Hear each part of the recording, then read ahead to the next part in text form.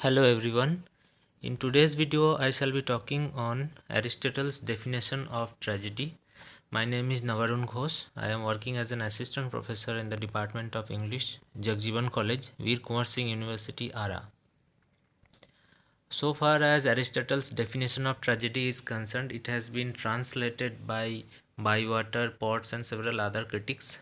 Bywater's translation goes like this: tragedy, then, is an imitation of an action that is serious, complete, and of a certain magnitude, in the language embellished with each kind of artistic content, the several kinds being found in separate parts of the play in the form of action, not of narrative, through pity and fear, effecting the catharsis of the proper purgation of these emotions. And the second translation is: tragedy then is an imitation of an action of high importance, complete, and of certain amplitude, in language enhanced by distinct and varying beauties, acted, not narrated, by means of pity and fear, effectuating its purgation of these emotions. The first translation by Ingram Bywater, it has been widely accepted, and I shall be discussing I shall be giving my explanation of Aristotle's definition of tragedy on the basis of this translation. In the translation, we have certain keywords. If we explain these keywords, it will be easier for us to understand the definition. The first keyword is imitation. See, in the definition it is written: tragedy then is an imitation of an action. We have already discussed Aristotle's theory of imitation. It is not exactly copying certain things, but it is an act of creation.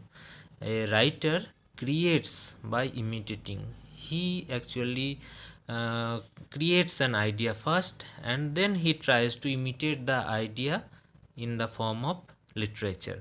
So tragedy is an imitation, no doubt, and it is an imitation of action of superior men, not of inferior men. Superior men here means kings and queens, and other men of the society whose importance is more in comparison to common citizen.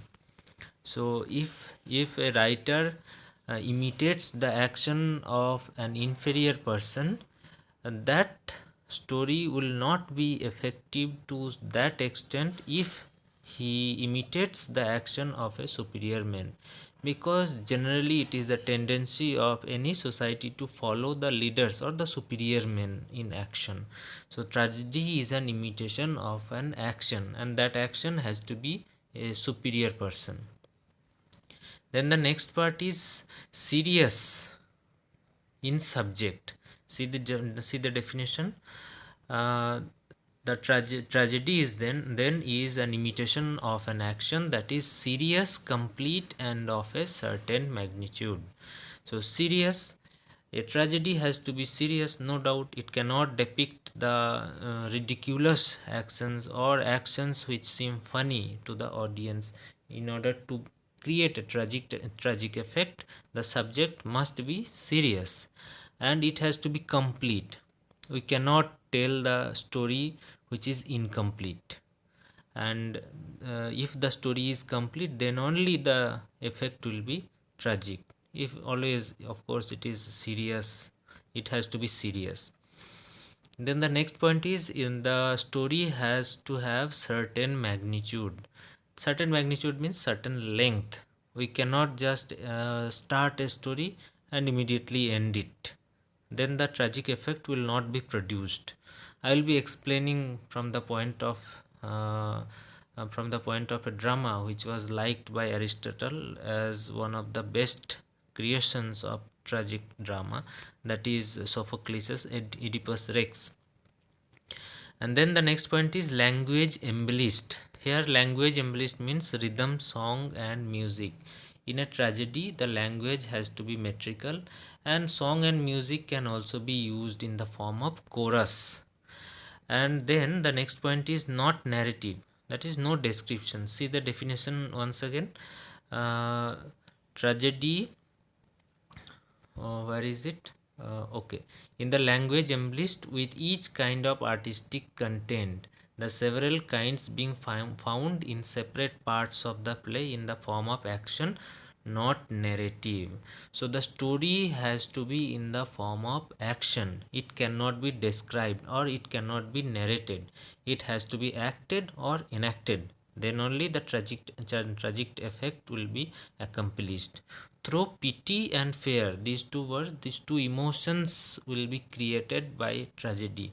Pity and fear. By watching the protagonist suffering, the emotion of pity will be created in the minds of the spectators, and at the same time that pity will lead to fear also, that this kind of consequences can happen to the spectators also. So these two, pity and fear emotions, has to be created. And the last point is catharsis. Catharsis means purgation or purification. Purification of what? Purification of these two emotions, pity and fear. After watching a drama, after watching a tragic drama in particular, the spectators feels the emotions of pity and fear, and he or she cannot carry this in these emotions uh, outside the theater. So these emotions has to be curated or purified or purgated. That's why catharsis is actually the function of a tragedy. The tragic effect is achieved through catharsis.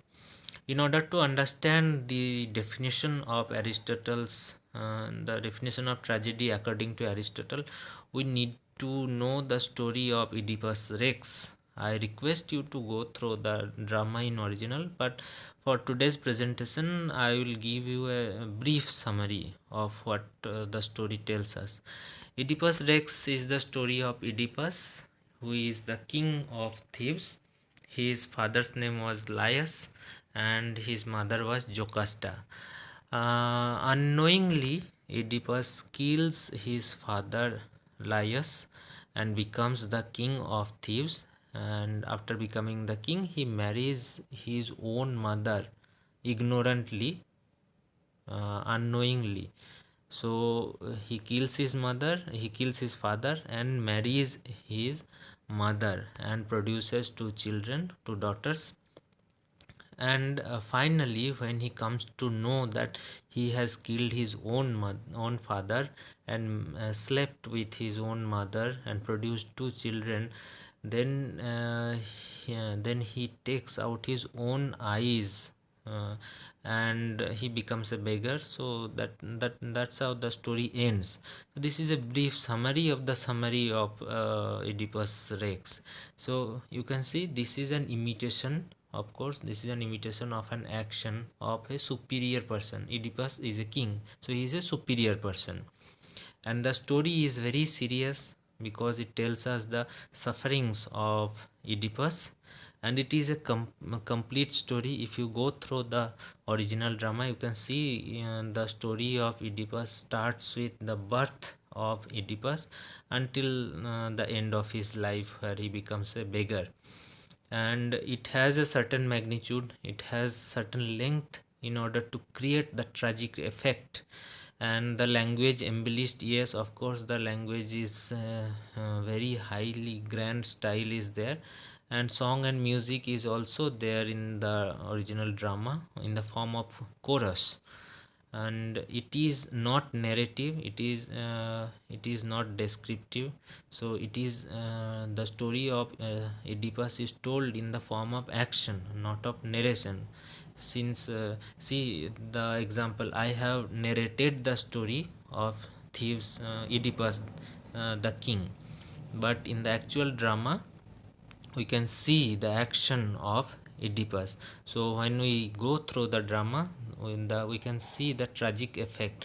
But you can see I have described the story, and the result is there is no tragic effect. So description is absolutely no.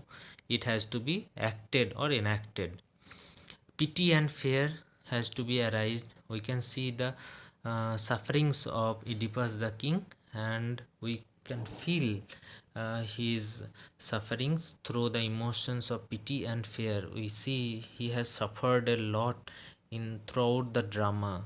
He had married his father, he had killed his father, married his mother, and then he takes out his eyes by his own, and he becomes blind. So we feel very pity, and at the same time fear that it can happen to any person in a society. And at the same time, we have the feeling of catharsis, that is the purgation of these two emotions.